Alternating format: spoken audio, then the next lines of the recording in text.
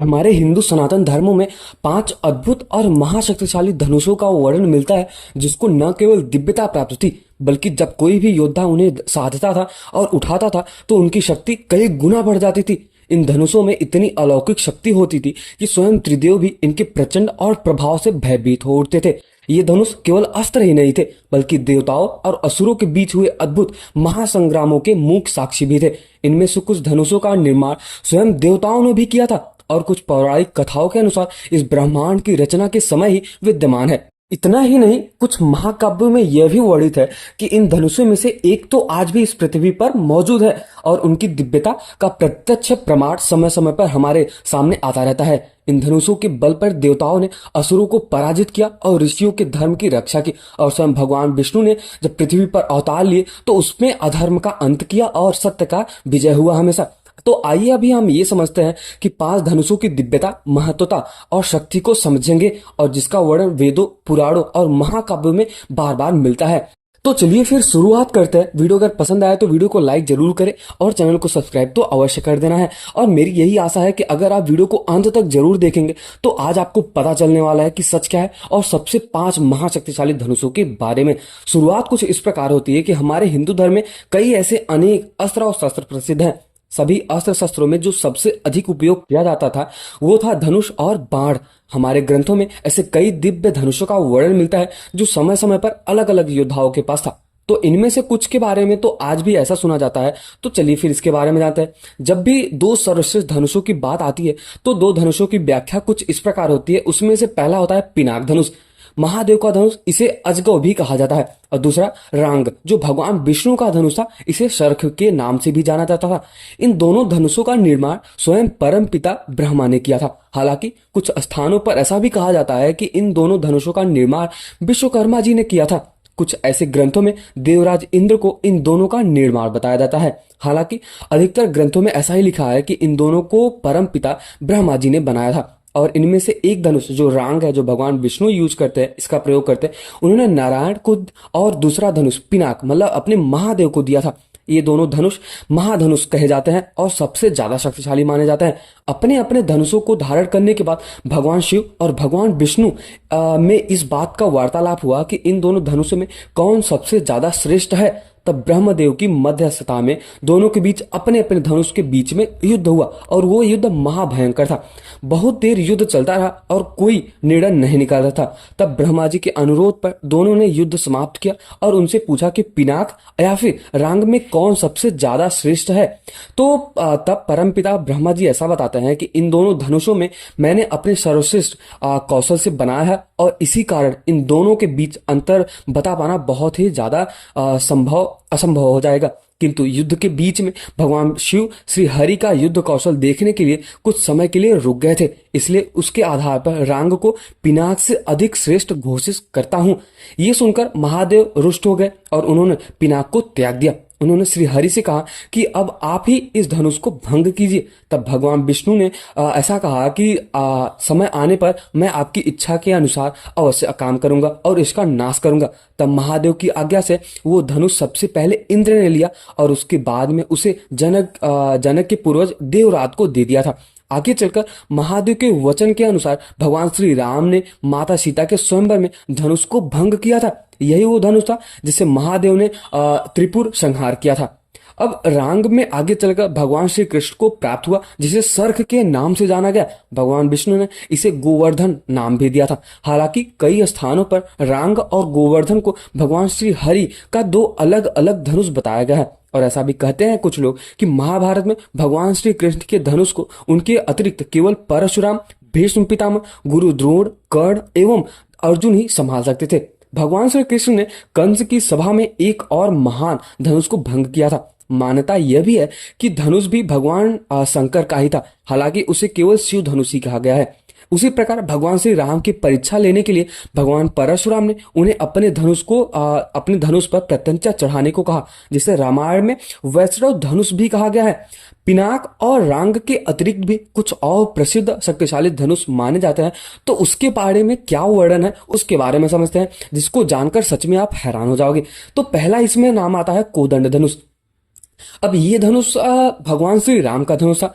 इसकी शक्ति के बारे में क्या कहें। आपको भी पता है भगवान श्री राम वही है, भगवान अपने विष्णु के अवतार, और जिसने रावण का अंत किया था अपने ही धनुष से। वही रावण जो आज से ही नहीं चलता आ रहा है, मतलब वो खाली त्रेता युग में ही नहीं था, वो बल्कि सतयुग से आ रहा है। भगवान विष्णु अपने जो परम परमेश्वर भगवान विष्णु के दो द्वारपाल थे जिनका नाम था जय और विजय। उनको कुछ श्राप मिला था। चार ऋषि जब भगवान विष्णु से मिलने आए थे और उनको नहीं जाने दिया जब जय और विजय ने, तो वो चारों ऋषियों ने उनको श्राप दिया कि तुम्हारा ये जो अहंकार है ये नष्ट हो जाएगा। लेकिन वहां पे जय और विजय भगवान विष्णु के इतने बड़े भक्त होते हैं कि वो जाते हैं अपने विष्णु के पास और बोलते हैं कि प्रभु हमें तो आपके ही पास रहना है। तब वहां पे विष्णु जी बोलते हैं कि मैं ही आऊंगा तुम लोगों को नष्ट करने के लिए और तुम्हारा अहंकार चूर करने के लिए भी। तब वहां पे वो दोनों बहुत ज्यादा प्रसन्न हो जाते हैं और तब वो राक्षस बनते हैं अलग अलग युगों में। जैसे मैं आपको बताना चाहूंगा कि त्रेता युग में रावण और कुंभकर्ण बनते हैं, और ऐसे ही कंस और एक और राक्षस का नाम है मुझे याद नहीं, हिरण्यकशिप करके था। और ऐसे ऐसे कई राक्षस जो होते हैं वो जय और विजय के नाम से बनते हैं। तो ठीक उसी प्रकार रावण ही था जिसको भगवान श्री राम ने उसका अंत किया था। अब ये वही महाधनुष है जिसे भगवान श्री राम ने असंख्य राक्षसों और अंततः रावण का भी वध किया था। संसार के समस्त दिव्यास्त्रों और उससे भी अधिक सभी महास्त्रों को धारण करने में ये धनुष सक्षम था। इसके निर्माण का बहुत अधिक वर्णन नहीं मिलता, किंतु कुछ स्थानों पर ऐसा भी कहा जाता है कि यह धनुष भगवान श्री राम को महर्षि विश्वामित्र से प्राप्त हुआ था। तो चलिए फिर हम दूसरे धनुष की बात करते हैं। वो दूसरा धनुष कोई और नहीं बल्कि विजय धनुष है। इस धनुष का निर्माण स्वयं विश्वकर्मा जी ने किया था। इसे उन्होंने देवराज इंद्र को दिया और देवराज इंद्र ने इसे भगवान परशुराम को दिया था। इस अखंड धनुष ने उन्होंने क्षत्रियों को अनेकों अनेक बार विनाश किया था। बाद में उन्होंने इस धनुष को अपने सबसे प्रिय शिष्य महारथी कर्ण को और या फिर कहे तो सूत पुत्र कर्ण को प्रदान किया था। हालांकि इस धनुष का महाभारत में केवल एक ही बार स्पष्ट वर्णन मिलता है। महाभारत के अनुसार युद्ध के 17वें दिन कर्ण ने इसी धनुष से अर्जुन से युद्ध किया था। ऐसी मान्यता है कि इस धनुष की प्रत्यंचा को काटना असंभव ही था।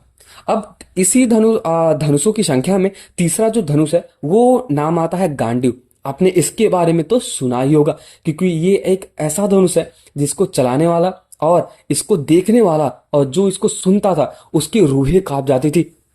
यहाँ तक कि ये भी था कि जब ये गांडीव धनुष अर्जुन के पास होता था तो उनकी जो शक्तियां है ना वो असीमित हो जाती थी। मतलब उनको रोक पाना इतना ज्यादा मुश्किल हो जाता था कि सामने वाला इंसान थरथरा के कांप उठने लगता था। यही रीजन था कि भगवान श्री कृष्ण उनको ज्ञान देते हैं और इसको कैसे धारण करना है, कैसे चलाना है, ये सब कुछ सिखाता है। तो चलिए फिर अभी हम गांडीव धनुष के बारे में जानते हैं। गांडीव धनुष का निर्माण स्वयं परमपिता ब्रह्मा जी ने करवाया था। वो भी किससे? अपने जो विश्वकर्मा जी है उनसे। बाद में उन्होंने उस धनुष को वरुण देव को प्रदान किया था। जब अग्निदेव की क्षुद्रा शांत करने के लिए अर्जुन और भगवान श्री कृष्ण ने खांडव वन का दहन किया था, तब अग्निदेव ने वरुण देव से अर्जुन को कोई उपहार देने को कहा। तब उनके अनुरोध पर वरुण देव ने अर्जुन को इस महान धनुष को 2 अक्षर तर्कस के साथ प्रदान किया था। ऐसा भी वर्णन मिलता है कि गांडीव धनुष के 107 दिव्य प्रत्यंचाओं थी जिसे काटना असंभव ही था। इसे लगभग 1 लाख धनुषों के बराबर माना जाता है। मतलब आप समझ सकते हैं कि इसकी जो शक्तियां थी वो लगभग 1 लाख धनुषों की शक्तियों के बराबर थी। अब आप समझ सकते हो कि इसके पास कितनी शक्तियां थी, और जो इसको धारण करता था उसकी शक्तियां तो भाई साहब आप कभी भी इमेजिन नहीं कर सकते, आप कभी भी कल्पना नहीं कर सकते कि उस इंसान की क्या शक्ति होगी।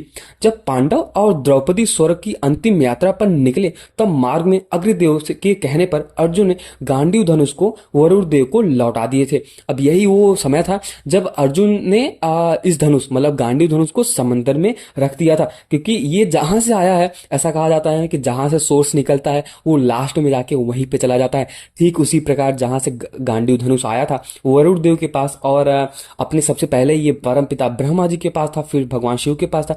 तो ये वापस से वहां तो जाना, ये अर्जुन क्या करेंगे उसको स्वर्ग में ले जाके। अब इसी संख्या में चौथा जो धनुष है वो आता है पुष्प धनु, कामदेव का धनुष जिसे कहा जाता है। इसी से उन्होंने महादेव पर पुष्पशर नामक बाण से प्रहार किया था, जिसके बाद महादेव ने अपने तीसरे नेत्र से उन्हें भस्म कर दिया था। अब इसी संख्या में आता है 5वां जो नाम है पौलस्त्य धनुष, लंकापति रावण का धनुष, जो उसे अपने परम पिता परमपिता महर्षि पुलस्त से प्राप्त हुआ था। एक ऐसा धनुष था जिससे रावण एक ऐसा महाभयंकर योद्धा था जिसने सभी देवताओं को, राक्षसों का, यहाँ तक कि कई ऐसे मनुष्यों का नाश कर दिया था, विनाश कर दिया था, जिससे सब लोग डरते थे। मैं आपको बताना चाहूंगा कि ये वही धनुष था जिससे स्वयं इंद्रदेव पर उसने प्रहार किया था रावण ने।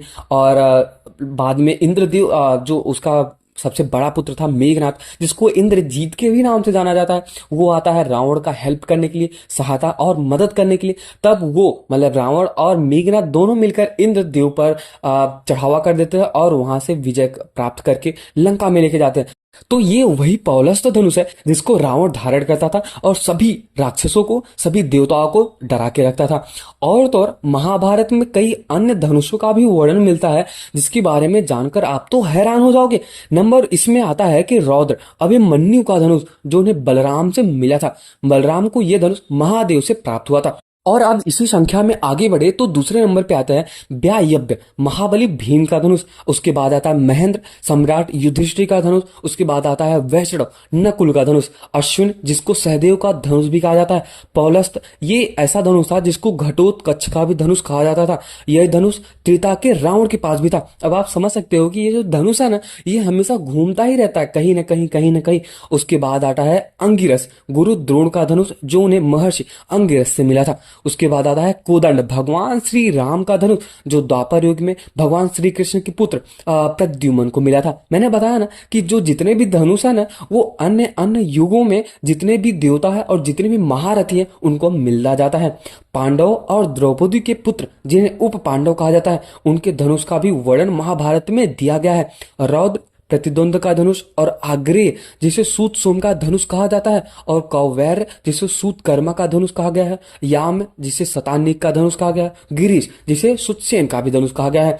तो ये थे कुछ ऐसे धनुष जिससे देवता, त्रिदेव और कई ऐसे राक्षस थरथरा के कांप उठते थे। इनकी प्रत्यंचा अगर एक बार चढ़ जाती थी तो पूरा ब्रह्मांड को खत्म करने की शक्तियां थी। तो मैंने आपको जैसे कि पहले ही बताया, ये कुछ ऐसे धनुष थे जो धारण करता था उसकी शक्ति असीमित हो जाती थी। वो चाहे किसी भी दिशा में चलाए, चाहे किसी को चलाए, वो जब तक अपने लक्ष्य को भेदता नहीं था, जब तक अपने लक्ष्य को भेद के वापस नहीं लौट जाता था, तब तक वो वापस नहीं आता था। कुछ ऐसे ऐसे धनुष थे जिसको धारण करना बहुत ही ज्यादा असंभव हो जाता था, और उनकी जो प्रत्यंचा थी वो तो असीमित थी। तो अगर आपको ये वीडियो पसंद आया, मैं आशा करता हूँ कि आपको ये वीडियो पसंद ही आया होगा, क्योंकि कुछ ऐसे धनुष थे जो आपको किसी ने नहीं बताया होगा और कभी भी आपको नहीं सुनने को मिलेगा। तो मैं आशा करता हूँ कि आपको ये वीडियो पसंद आया हो, और अगर आपको ये पसंद सच में आया तो मेरी एक रिक्वेस्ट है कि वीडियो को जरूर लाइक करें और अपने दोस्तों को जरूर शेयर करें, और हो सके तो कमेंट सेक्शन में एक बार जय श्री राम और जय श्री कृष्ण जरूर लिख के जाना। और जाते जाते मेरी एक रिक्वेस्ट है कि वीडियो को या फिर चैनल को सब्सक्राइब तो अवश्य कर देना। जय श्री कृष्ण, मिलते हैं किसी और वीडियो में।